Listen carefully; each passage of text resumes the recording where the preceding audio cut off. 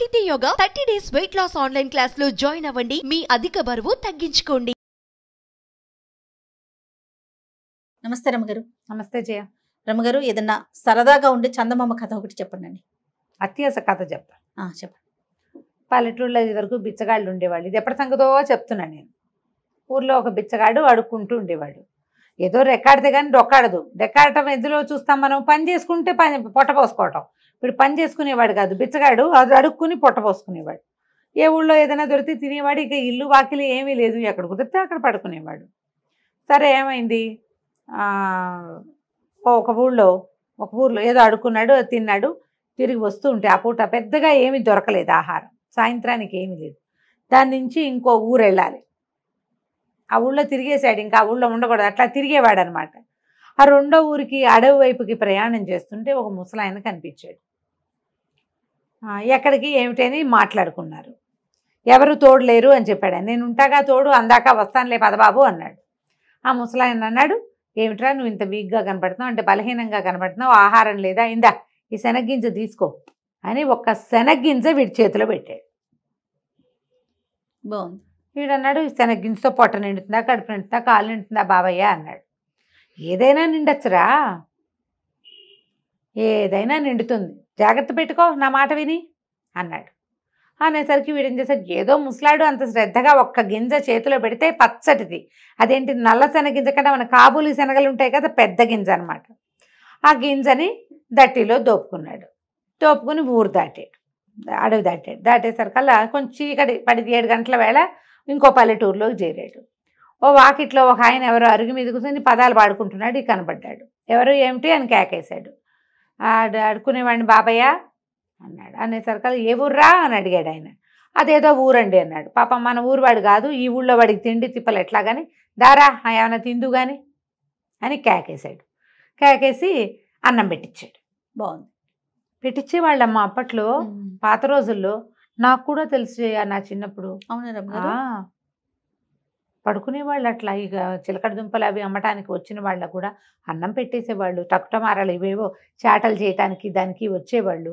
ఎవరో ఒకళ్ళు, 2కి 3కి కూడా, లేదా వాళ్ళ అమ్మ అన్నం వండుకుంటాం, కూర ఏంటంటే 3కి 4కి కూర, అంత ఆవకాయ, ఇంత మజ్జిగ పోసేవాళ్ళు.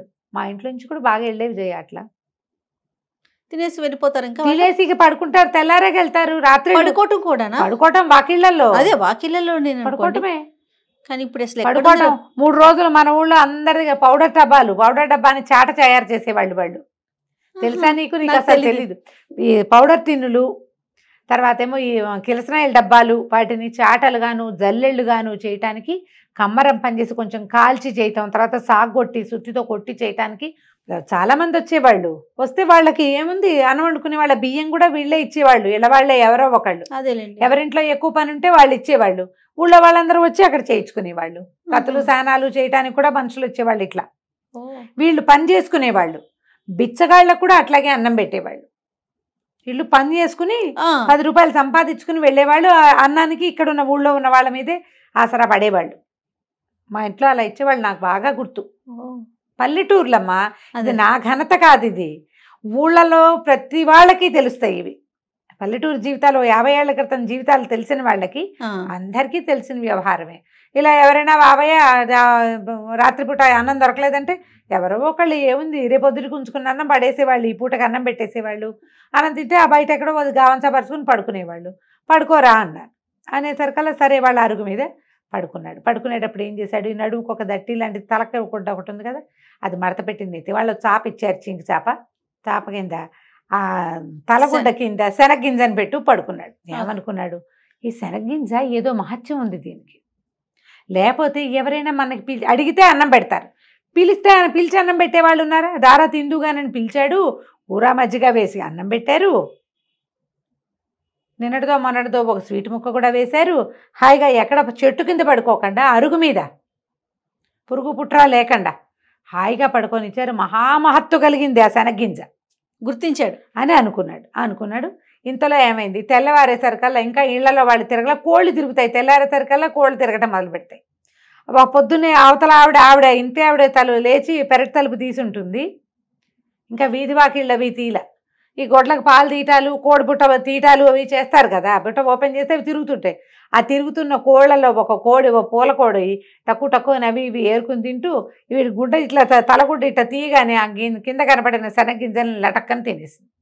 ఓహో, లబో దిబోమన్నాడు, మీ కోడి దొంగ మహంతి నా గింజ తినేసింది, అది మహత్తు కలిగిన గింజ, ఆయన ఎవరో మహానుభావుడు ఇచ్చాడు అని కేకలు పెట్టి గోల్ చేశాడు. ఇంట ఆయన అన్నాడు, ఏం చేతుండ్రా, పోని ఒక సేరు శనగలిస్తాను తీసుపో అంటే, కాదండి నాకు ఆ మహిమ గల శనగ్గింజే కావాలి, ఆ గింజ వల్లే నాకు రాత్రి అన్నం పుట్టింది, నేనేదో ఒక సంచిలో పడేసిన అన్నం తినేవాడిని, ఆకేసుకుని అన్నం తిన్నా రాత్రి దానివల్లే, కాబట్టి నాకు కుదరదన్నాడు. అనేసరికి ఆయన విసుగుపుట్టి, ఏ కోడిరా నీ శనగింజ తినది అని అడిగి, ఆ తెల్లపోలు కూడా దాన్ని తీసిపోన్నాడు.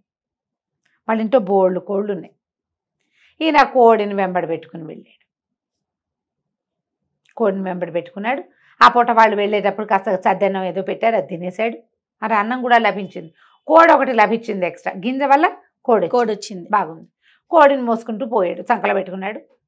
దానికి కొంచెం మనం అలవాటు అవ్వాలి కదా, మధ్యలో ఎక్కడో పడుకున్నప్పుడు దాని కాలుకో తాడు కట్టి ఓ సన్నది గావంచాని పేని సన్నగా వచ్చే ముఖ చించి పేని తాడు కట్టి తన దగ్గరే ఉంచుకున్నాడు. సాయంత్రానికి ఇంకో ఊరు చేరాడు. ఈ ఊర్లో చాలా పెద్ద కమత ఉన్న ఒకళ్ళ వాకిట్లో కూర్చున్నాడు. కూర్చుంటే వాళ్ళు అన్నం పెడతామన్నారు. సరే, అక్కడ వాళ్ళవే బోళ్ళు కోళ్ళు తిరుగుతున్నాయి. తన కోడిని కూడా కట్టేసి తన దగ్గర పెట్టుకున్నాడు. వాళ్ళు ముద్ద అన్నం పెట్టారు. వాళ్ళ వాకిట్లో పడుకున్నాడు. పడుకుంటే తెల్లారేసరికల్లా ఏమైంది, తెల్లవారేసరికల్లా వాళ్ళ కోళ్ళ గంప తీశారు. ఊళ్ళల్లో ఇలాగే కదా జరుగుతాయి. ఆ కోళ్ళన్నీ తిరుగుతుంటే వీడి కోడి వీడు కూడా ఏం చేశాడు, కాస్త మాగనగానే ఇద్దరు కళ్ళు తెరిచి కోడి తాడు కూడా తీసేసాడు.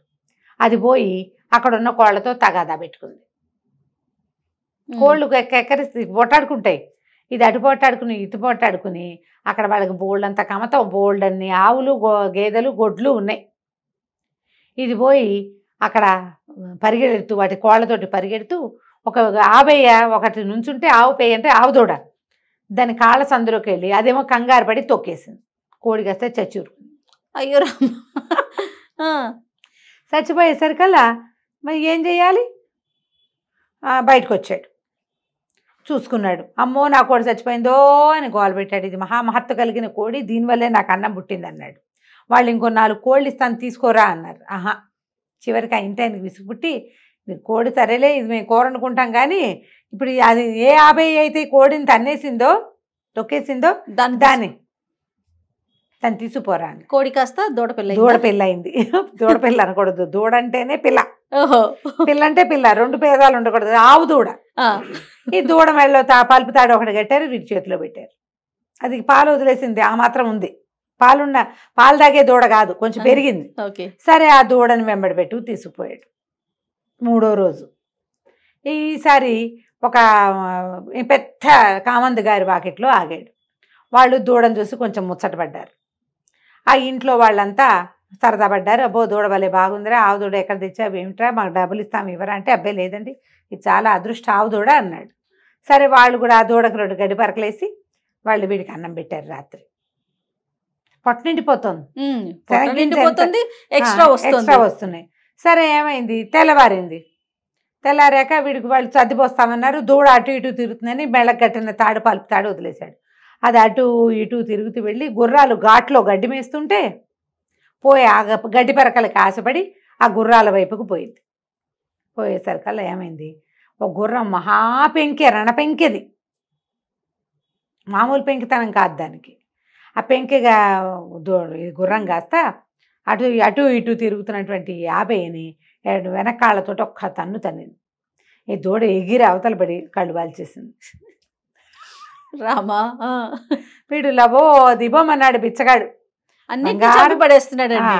బంగారం అంటే 50 ఇటు అయిపోయింది, మేమేం చేస్తున్నావు అంటే, వాడు ఇంకో 50 ఇస్తాను రా, పోనీ ఇక్కడే ఉండు, నువ్వు పని చేసుకుందు కానీ అంటే, పనికి నేను చేయనండి, నాకు వచ్చినాయి ఇవన్నీను, హాయిగా అన్నం వస్తుంది అనేసరికల్ వాళ్ళకి విసుగుబుట్టి, ఈ మకురు గుర్రం ఇది ఎలాగో మాట ఎందుకు చావదు, గుర్రాన్ని తీసుకుంటావురా అన్నారు. ఇంతుండే ఆవుదూడు ఎక్కడ, అంత ఎత్తుండే గుర్రం ఎక్కడ, గుర్రాన్ని ఎక్కడైనా అమ్ముకుంటే డబ్బులు వస్తాయి.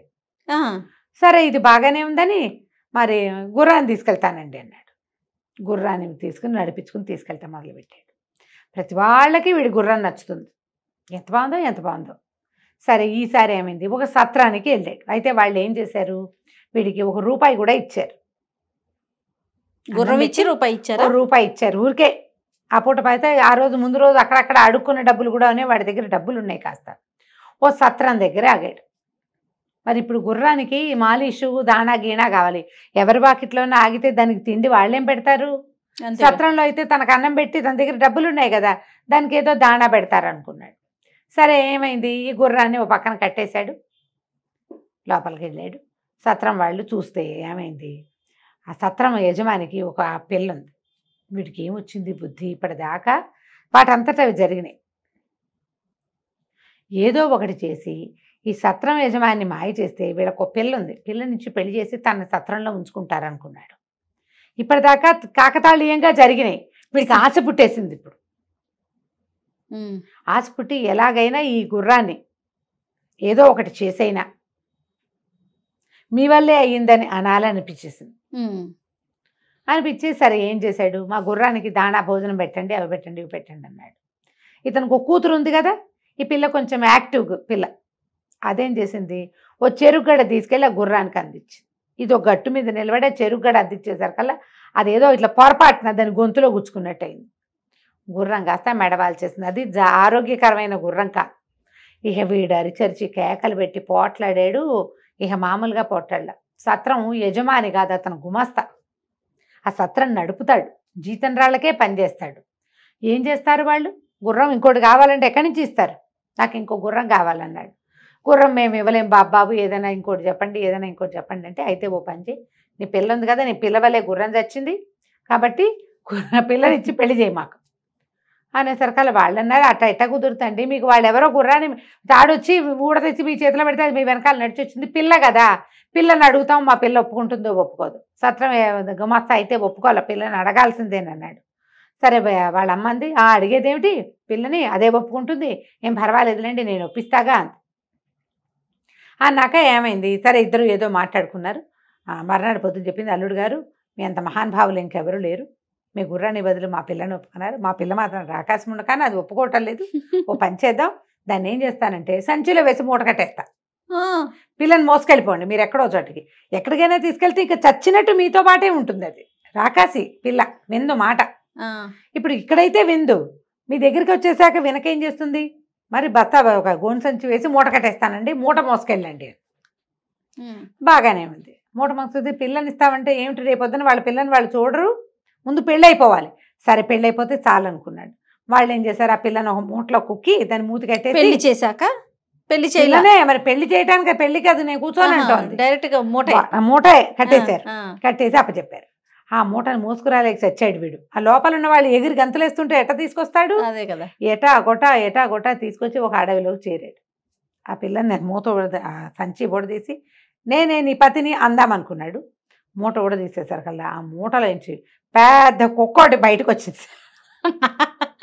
వాళ్ళు వీడిని వదిలించుకోవడానికి ఏం చేశారు, తమ వాకిట్లో ఉన్న ఒక ఊర కుక్కని అందులోకి సంచిలోకి వేసి కుట్టేసి ఇచ్చేసారు. మంచి పని చేశారు.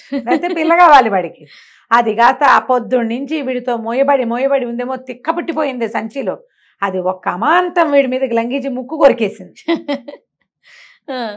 ఇంకేం చేస్తాడు, పారిపోయింది బండి, ముక్కు కొరికేసి. ముక్కు నెత్తురు గారుకుంటూ ఉంది. ఇక అన్నం ఎక్కడిది సున్నం ఎక్కడిది అడవిలో. ఆ కొవ్వుడు సగం చిరిగిపోయిన ముక్కుకి ఎట్టగొట్ట పట్టీలు కట్టుకుని మళ్ళీ ముష్టడుకోవటం మొదలుపెట్టాడు. అడ్జస్ట్ కదా, ఆశపడకుండా ఒక చోట ఆగుంటే అంత ఇలా అయ్యేది కాదు. ఈ గుర్రాన్ని పిల్లకి మారి చేద్దాం అనుకున్నాడు, అక్కడ చెడిందనమాట. అన్ని చోట్ల అందరూ అవకాశం ఇచ్చారు, ఉండరా నాయన ఇక్కడ బతుకు అంటే ఒప్పుకోలేదు.